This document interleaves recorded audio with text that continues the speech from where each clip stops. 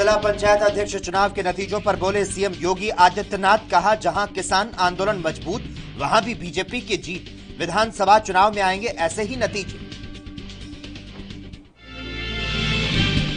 दिल्ली में अनलॉक 6 की गाइडलाइंस जारी। बिना दर्शक खुल सकेंगे स्टेडियम, स्पोर्ट्स कॉम्प्लेक्स, सिनेमाघर, मल्टीप्लेक्स रहेंगे बंद।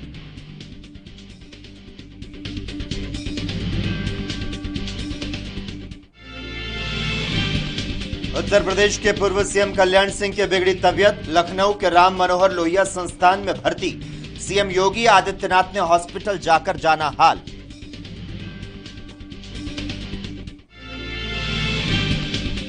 और बिहार के कई जिलों में भारी बारिश से नदियों का बढ़ा जलस्तर। सीतामढ़ी, मुजफ्फरपुर समेत 11 जिलों में खतरा। दरभंगा स्वास्थ्य केंद्र की दीवार गिरकर पानी में समाई।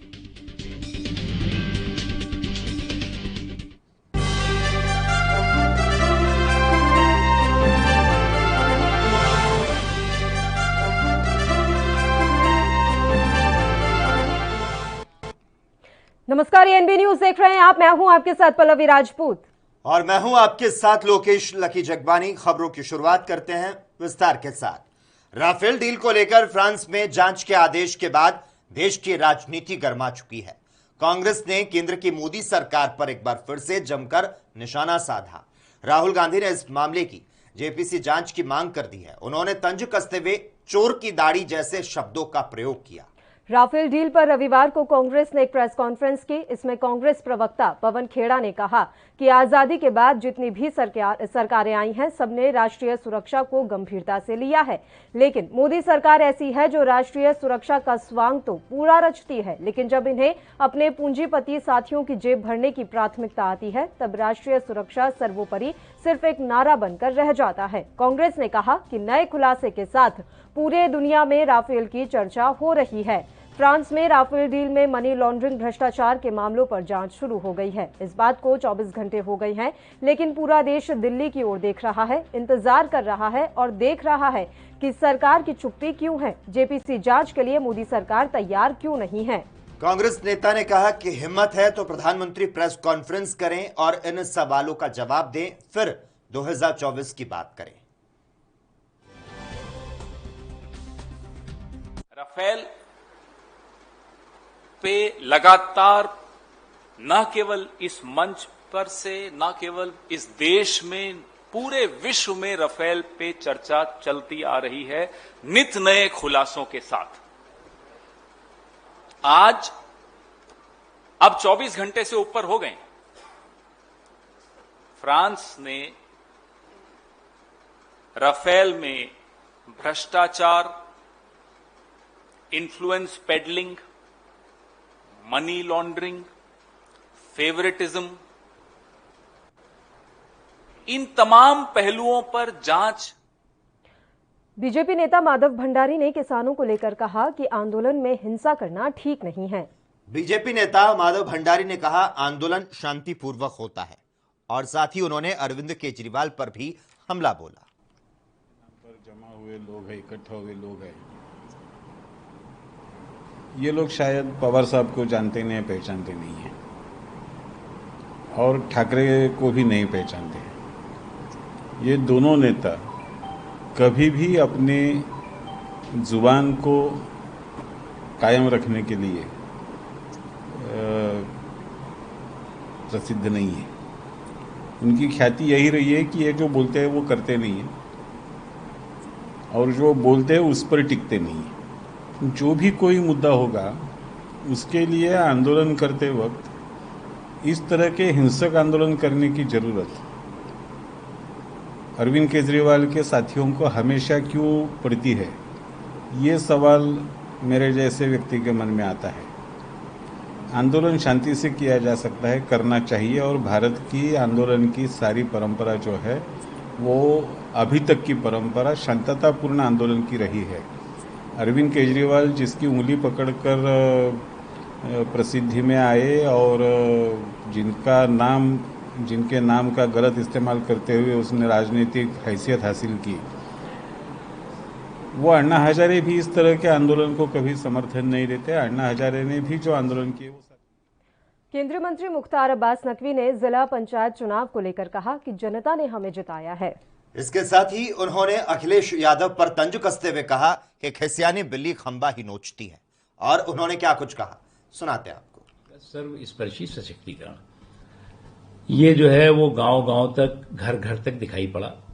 और जिला पंचायत के चुनाव में जो शानदार भारतीय जनता पार्टी की विजय हुई है, वो निश्चित तौर से इस बात का प्रमाण है, इस बात का प्रतीक है कि भारतीय जनता पार्टी सबको साथ लेकर के और आखिरी पायदान पे खड़े हुए व्यक्ति तक विकास की रोशनी पहुंचाने के लिए काम कर रही है। और कुछ लोग बहुत गलतफहमी में आ गए थे कुछ दिनों पहले, क्योंकि वो चुनाव जो है वो न सिंबल पे हुआ था, न पार्टी के उम्मीदवारों के आधार पे हुआ था। चुनाव जीत गए। ये चुनाव जो है वो पार्टियों ने अपने कैंडिडेट खड़े करे थे और पार्टियों के कैंडिडेट के आधार पर हुआ था, जिसमें कि भारतीय जनता पार्टी के जो उम्मीदवार हैं शानदार तरीके से जीते। एक बात बहुत साफ है, और मुझे तो बहुत आश्चर्य हो रहा था, कुछ लोग जो किसान आंदोलन के नाम पर जो है वो धरने प्रदर्शन कर रहे हैं, वो भी इस चुनाव में लगे हुए थे। खिसियानी बिल्ली खंबा नोचे, एक बहुत ही स्टेब्लिश बात कही जाती है कि जीत का ग्रेस होता है, जीत का ग्लैमर होता है और हार का ग्रेस होना चाहिए। अगर आप हार गए तो आप ये कहने लगेंगे कभी कि ईवीएम ने हमें हरा दिया, कभी कहने लगेंगे कि साहब जबरदस्ती हमें जनता ने हरा दिया। कांग्रेस नेता राजेश राठौड़ ने बीजेपी पर हमला करते हुए कहा कि यूपी में जब चुनाव होते हैं तब ईडी की दखलंदाजी होती है। उन्होंने उत्तराखंड के मुख्यमंत्री को लेकर भी बयान दिया है। मुख्यमंत्री को कृषि मंत्री तोमर जी को कहते हैं, जो जिस विभाग के आप मंत्री हैं उसका समस्या तो सुलझा नहीं पा रहे हैं, जहाँ के प्रभारी है वहाँ के समस्या सुलझा रहे हैं। अब तो देश को ये तो बता दीजिए कि इसके बाद उत्तराखंड का मुख्यमंत्री नहीं बदलेगा। अंतर कलह से परा है भारतीय जनता पार्टी का उत्तराखंड। आने वाला विधानसभा में देखिएगा कि उत्तराखंड में भारतीय जनता पार्टी खंड और विखंड हो जाएगा। हमेशा जब चुनाव आता है, या बंगाल के चुनाव हो, बिहार के चुनाव हो, या सरकार के प्रतिष्ठा जाने का सवाल हो, तो गंभीर होता है। ईडी हमेशा गंभीर होता क्यों नहीं है? अगर हमेशा गंभीर हो तो ऐसी स्थिति नहीं आएगी। अब बार बार देखते रहेंगे उत्तर प्रदेश का चुनाव जब तक समाप्त नहीं होता तो इस प्रकार के। बीजेपी ने शनिवार को 53 जिलों में हुए मतदान में बेहतरीन जीत दर्ज की। बीजेपी को एटा, संत कबीरनगर, आजमगढ़, बलिया, बागपत, जौनपुर और प्रतापगढ़ में छोड़कर अन्य 44 जिलों में जबरदस्त जीत मिली है। इस पर बीजेपी नेता शिव प्रताप शुक्ला की जो प्रतिक्रिया है वो भी सामने आई। क्या कुछ कहा उन्होंने, आपको सुनाते हैं। भारतीय जनता पार्टी पूरी तौर पर लोकतांत्रिक मूल्यों में विश्वास रखती है और यह प्रमाण है कि भारतीय जनता पार्टी का ग्राफ जनता के बीच में बढ़ा है। उसी का परिणाम है कि समाजवादी पार्टी केवल 5 सीटों पर ही अपनी जीत दर्ज करा सकी है और शेष 67 सीटों पर भारतीय जनता पार्टी और अपना दल का उसका समर्थक चुनाव जीता है। मैं बधाई देता हूं अपने कार्यकर्ताओं को, बधाई देता हूं उन सभी लोगों को जिन्होंने चुनाव जीता है और नेतृत्व को भी बधाई देता हूं। ले जी अपनी बात याद कर रहे हैं। हमारी सरकार उत्तर प्रदेश में थी और मैं ये कह सकता हूं कि गोरखपुर जैसे स्थान पर भी समाजवादी पार्टी का जिला पंचायत का अध्यक्ष था। हम लोगों ने तो कभी डिस्टर्ब नहीं किया क्योंकि हमारा लोकतंत्र में आस्था है। ये काम समाजवादी पार्टी के लोग किया करते हैं, इसी नाते वो अपनी ही बात, पुरानी बात को। शिवसेना सांसद संजय राउत और बीजेपी विधायक आशीष शेलार के बीच मुलाकात होने की खबर सामने आई है। बीजेपी शिवसेना की इस मीटिंग से क्या महाराष्ट्र की राजनीति में कोई भूकंप देखने को मिलेगा? इस सवाल पर बीजेपी नेता किरण सोमैया ने अपनी प्रतिक्रिया दी। सरकार खुद ही गिरने वाले हैं। अभी 12 नेताओं के घोटाले बाहर आए हैं, अजीत पवार से लेके उद्धव ठाकरे तक। तो ये सरकार 4-6 महीने में वैसे ही अपने आप गिरेगी क्योंकि आधे मंत्री कोर्ट और पुलिस स्टेशन और जेल में होंगे। ये मंत्रिमंडल के आधे मंत्री को रात को नींद नहीं आती है क्योंकि कोई ईडी की, कोई सीबीआई के, कोई कोर्ट के घोटाले में डूबे हैं। उनकी शांति डिस्टर्ब हो गई है और उसके कारण अगर संजय राउत देवेंद्र फडणवीस को अपील करते हैं कि उनको रात की नींद चैन से मिले, इसके लिए शांत रहो। मैं उनकी मन शांति समझ सकता हूँ। डायनाथ अनिल परब ने 25 करोड़ का गैर कानूनी रिसोर्ट बनाया, अब और आधा डजन रिसोर्ट, फिर उसमें अनिल परब के 2 बंगले, मिलिंद नार्वेकर। उत्तर प्रदेश की सत्ता पर काबिज भारतीय जनता पार्टी ने जिला पंचायत अध्यक्ष पद के चुनाव में अपना परचम लहरा दिया है। भाजपा के 21 प्रत्याशी पहले ही निर्विरोध जीते थे और शनिवार को 53 पदों पर मतदान के बाद आए परिणाम में भारतीय जनता पार्टी ने विपक्ष का मैदान समेट दिया। इस मसले समेत अन्य पर बीजेपी प्रवक्ता नुपुर शर्मा ने अपनी प्रतिक्रिया दी।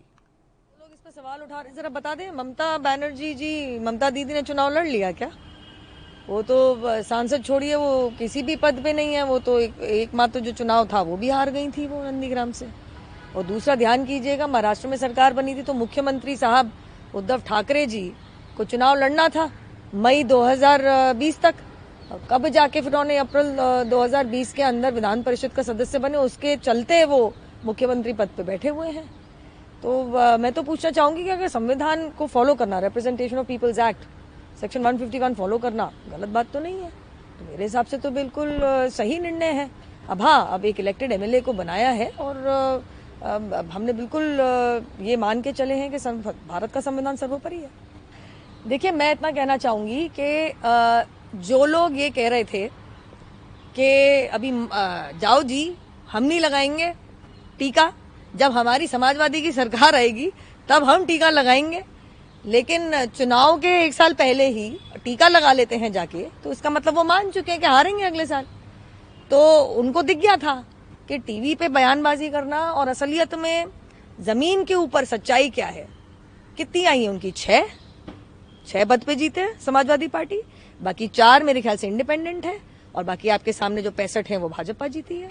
तो मैं तो पूछना चाहूंगी कि मतलब संतुष्टि मिल गई आपको कि अब इससे ये साफ हो चुका है कि जिस तरीके का काम योगी आदित्यनाथ जी की सरकार ने किया है, चाहे वो 129 गंभीर आरोपी हो, क्रिमिनल्स हो जिनको एनकाउंटर में मार गिराया हो, चाहे वो लगभग 37,000 ऐसे लोग हो जिनको गैंगस्टर एक्ट के तहत अरेस्ट किया हो, चाहे वो overall crime rate Uttar Pradesh में 30% की गिरावट आई हो योगी जी की सरकार के अधीन, वहां की जनता जनार्दन देखती है कि इतने सारे सालों के अंदर आपने सिर्फ 12 मेडिकल कॉलेज बनाए और यहाँ पे 4-4.5 साल के अंदर योगी आदित्यनाथ जी के कार्यकाल के अंदर 30 नए मेडिकल कॉलेज बन गए।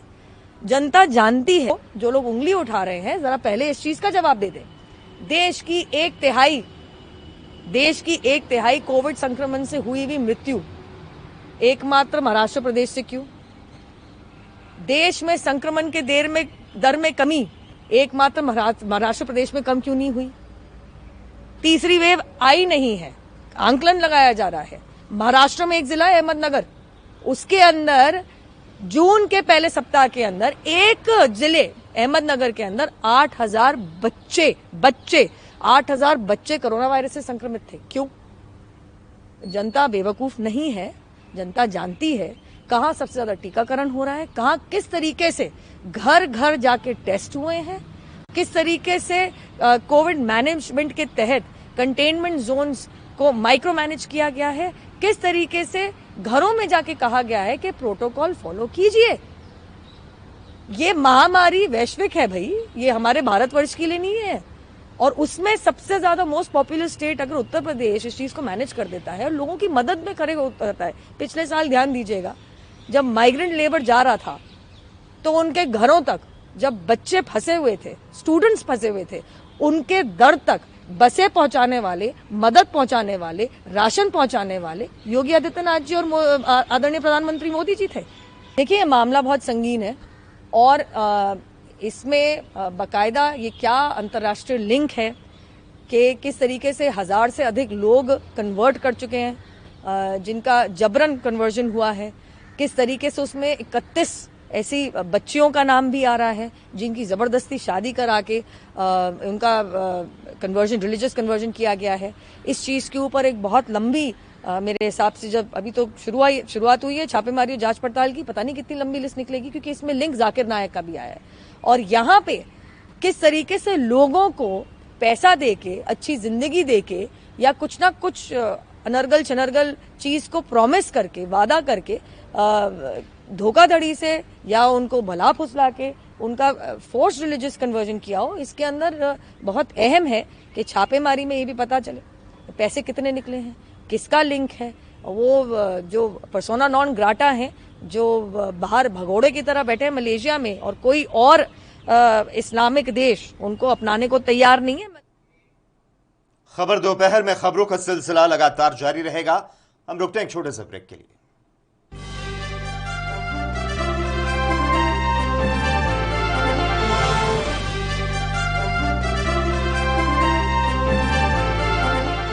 ब्रेक के बाद एक बार फिर से आप सभी का स्वागत है। बढ़ते हैं कुछ और खबरों की ओर। यूपी जिला पंचायत चुनाव के परिणामों पर सपा प्रवक्ता सुनील यादव की प्रतिक्रिया आई है। तो साथ ही उन्होंने उत्तराखंड में नए मुख्यमंत्री बनने पर भी अपनी राय रखी है। सुनिए क्या कुछ कहा उन्होंने। की सरकार है और 3 मुख्यमंत्री बदल चुके हैं, तो मुझे लगता है कि बीजेपी वहां कितने मुख्यमंत्री बना सकते हैं सिर्फ एक ही काम कर रही है। रोजगार के इंतजाम कुछ किए नहीं, उद्योग कुछ आए नहीं, विकास का काम कुछ हुआ नहीं, केवल मुख्यमंत्री कितने बन जाएं इस पर काम कर रहे हैं। जनता को क्या मिला? आप चौथा मुख्यमंत्री बना दो, लेकिन उत्तराखंड की सम्मानित जनता को कुछ नहीं मिला है। केवल इनके नेता 6-6 महीने में मुख्यमंत्री हो रहे हैं बस। देखिए, राफेल पर लगातार सवाल खड़े हो रहे हैं और देश के माननीय प्रधानमंत्री जी ने उस पर कोई बात कभी भी मीडिया के सामने नहीं की है। और भारतीय जनता पार्टी की सरकार के खिलाफ कोई भी आरोप लगता है तो बीजेपी की तरफ से आ जाता है, या तो ये झूठ बोल रहे हैं या देशद्रोही हैं, लेकिन कभी सफाई नहीं आती। अब अगर फ्रांस ने भी बात की है और सवाल खड़ा किया है तो कम से कम अब माननीय प्रधानमंत्री जी को खुल करके राफेल के बारे में बात करनी चाहिए। देखिए, भारतीय जनता पार्टी ने जिला पंचायत के चुनाव में लोकतंत्र की हत्या की है। जो चुनावी नियम होते हैं उनकी धज्जियां उड़ाई हैं। जब आप जनता के बीच गए थे चुनाव लड़ने, तो जनता ने आपको पंचायत चुनाव में हरा दिया था। और जो बात माननीय राष्ट्रीय अध्यक्ष अखिलेश यादव जी ने कही थी कि अब हमारी लड़ाई भारतीय जनता पार्टी से नहीं है जिला पंचायत अध्यक्ष में, अब डीएम और कप्तान से लड़ाई है, तो डीएम और कप्तान ने बेईमानी करके भारतीय जनता पार्टी को चुनाव जिताया है। उस बेईमान जीत में भारतीय जनता पार्टी जश्न मना रही है। इसका जवाब उत्तर प्रदेश की सम्मानित जनता 2022 में। देखिए, योगी आदित्यनाथ जी मुद्दे को भटका रहे हैं। उत्तर प्रदेश में कोई अगर चुनौती है तो वो चुनौती है महंगाई, बेरोजगारी, खराब सड़कें, अस्पताल में कोई इंतजाम नहीं। चुनौती तो कोरोना में बिना ऑक्सीजन के लोग तड़प के मर गए, बिना दवा के मर गए, बिना बेड के मर गए, एम्बुलेंस पहुंची नहीं, अस्पतालों में कोई इंतजाम नहीं। तो उत्तर प्रदेश की चुनौतियां दूसरी हैं, योगी आदित्यनाथ जी की और भारतीय जनता पार्टी की चुनौतियां दूसरी हो सकती हैं। लेकिन माननीय राष्ट्रीय अध्यक्ष जी ने बहुत दिन पहले साफ कर दिया था कि बीजेपी अब चुनाव नहीं लड़ रही, डीएम कप्तान लड़ रहे हैं। और सरकार प्रशासन ने बल का इस्तेमाल किया, छल का इस्तेमाल किया, हमारे वोटरों का अपहरण किया, लाठीचार्ज कराई, रोडें खोद दी, घर गिरा दिए, तब जाकर के भारतीय जनता पार्टी बेईमानी से चुनाव जीती। और उस बेईमानी की जीत पर भारतीय जनता पार्टी जश्न मना रही है। लेकिन उत्तर प्रदेश की जो सम्मानित जनता, जिसने जिला पंचायत में जनादेश भाजपा के खिलाफ दिया था, उस जनादेश का अपमान महसूस कर रही है उत्तर प्रदेश की जनता। नहीं, किसान आंदोलन ने इस देश में एक नई क्रांति राजनीतिक तौर पर आई है। और एक ऐसी सरकार जो किसानों को अन्नदाता कहती है, 7-8 महीने से किसान धरने पर हैं, सरकार को ना सुनाई दे रहा ना दिखाई दे रहा है। ये अपने आप को राष्ट्रवादी कहते हैं। देश का अन्नदाता सड़कों पर है और आप कैसे राष्ट्रभक्त हो सकते हैं? ये जैसे आजादी की लड़ाई में इनके पुरखे जैसे नकली राष्ट्रभक्त थे, वैसे ही भारतीय जनता पार्टी में बैठे लोग नकली। उत्तराखंड की सत्ता में वापसी को छटपटा रही कांग्रेस की बाँछें बीजेपी सरकार में बार बार हो रहे नेतृत्व परिवर्तन से खिल गई हैं। राजनीतिक अस्थिरता, भ्रष्टाचार, सरकार की कार्यप्रणाली और क्षमता को लेकर बीजेपी पर हमले के लिए नए हथियार से बैठे बिठाए मिलने से पार्टी में अब नया जोश भर गया है। प्रदेश कांग्रेस अध्यक्ष प्रीतम सिंह ने इस मसले पर क्या कुछ कहा, आपको सुनाते हैं। उत्तराखंड राज्य के नए मुख्यमंत्री नामित हुए हैं। मैं उनको अपनी शुभकामनाएं देता हूं, उनको बधाई देता हूं और उनसे अपेक्षा करता हूं कि जो वादे भारतीय जनता पार्टी ने 2017 के विधानसभा चुनाव में उत्तराखंड के लोगों से किए, उन वादों को पूरा करने का काम करें। ये दुर्भाग्य है उत्तराखंड राज्य का कि भारतीय जनता पार्टी को प्रचंड बहुमत उत्तराखंड के लोगों ने दिया और निश्चित रूप से उस जनादेश का जिस तरीके से भारतीय जनता पार्टी ने अनादर किया वो सबके सामने है। उत्तराखंड राज्य को सत्ता में बैठे हुए लोगों ने जिस तरीके से राजनीतिक अस्थिरता देने का काम किया है, ये बहुत गंभीर विषय है। पहले मुख्यमंत्री बने वो 4 साल रहे, उनको हटाया गया, फिर दूसरे मुख्यमंत्री बने वो 4 महीने रहे, अब तीसरे मुख्यमंत्री बने हैं, अब वो 6 महीने में क्या कर पाएंगे, ये देखने वाली बात है। लेकिन मुझे नहीं लगता। शिवसेना नेता संजय राउत ने कहा कि मेरी आशीष शेलार से मुलाकात नहीं हुई है, हम बहुत पहले सामाजिक समारोह में मिले थे। कल से विधानसभा सत्र शुरू होने वाला है, इसलिए उससे पहले ये अफवाहें फैलाई जा रही हैं। तो साथ ही और उन्होंने क्या कुछ कहा है वो भी आपको सुनाते हैं। बहुत पहले 2-3 बार मुझे आशीष शेलार एक सार्वजनिक कार्यक्रम में मिले थे, हमने एक साथ उसको कॉफी भी पी है ओपन। उसमें क्या होता है, महाराष्ट्र की एक परंपरा है, चाहे आप एक दूसरे के साथ अपने वैचारिक और पॉलिटिकल मतभेद होते हैं, लेकिन जब हम सामने आते हैं तो एक दूसरे से बात करते हैं, गले भी लगते हैं। राजनीति महाराष्ट्र की या देश की ऐसी नहीं, हिंदुस्तान पाकिस्तान जैसी नहीं है, बस गोले ही मारो और ख़त्म कर दो, वो भी नहीं हो रहा है। तो इस प्रकार से अफवाहें फैलाने से कुछ नहीं होगा। कल से विधानसभा का सत्र शुरू होगा, उससे पहले अफवाह फैलाते हैं, लेकिन जितनी आप अफवाहें फैलाओगे उतने हम ज़्यादा मजबूती से एक साथ आते हैं। और जिनको मेरी वजह से तकलीफ है, यातनाएं होती है, मेरे कामों से, मेरे बोलने से, मेरे लिखने से। उत्तराखंड के नए सीएम पुष्कर सिंह धामी की आज ताजपोशी होगी, इस पर बीजेपी नेता आरपी सिंह ने खुशी जताई है। तो साथ ही आरपी सिंह ने विपक्ष पर भी हमला बोला, क्या कुछ कहा उन्होंने, आपको सुनाते हैं। सिंह धामी युवा चेहरा है भाजपा के और एक डायनामिक लीडर हैं और अगली सरकार भी उनके नेतृत्व में वहाँ पे बनेगी और सुनिश्चित बनेगी। और भाजपा ने जो पिछले 4.5 साल में जो काम किए, कार्य किए हैं, वो उसको आगे बढ़ाएंगे। जी सर, लेकिन ऐसे में कांग्रेस उनका विचार करते बोलती है 5 साल में 3 सीएम। वो अपनी बात होता है ना, उनके सरकार में कितने कितने सीएम बदले जाते हैं। ये भाजपा के सीएम हैं, भाजपा द्वारा प्रेषित सीएम है और ऐसे लोग हैं जो जमीन के कार्यकर्ता हैं, जो जमीन पे काम करते हैं। और यूपी के मैनपुरी जिले के थाना किशनी क्षेत्र में इटावा किशनी मार्ग पर रोडवेज बस को ट्रक ने जोरदार टक्कर मार दी, जिसके चलते बस में सवार यात्रियों में से 18 यात्री घायल हो गए। बता दें कि बस में सवार 40 एनसीसी कैडेट्स छात्राएं परीक्षा देने जा रही थीं। 6 यात्रियों की हालत को गंभीर देखते हुए इन्हें सैफई मेडिकल कॉलेज रेफर कर दिया गया।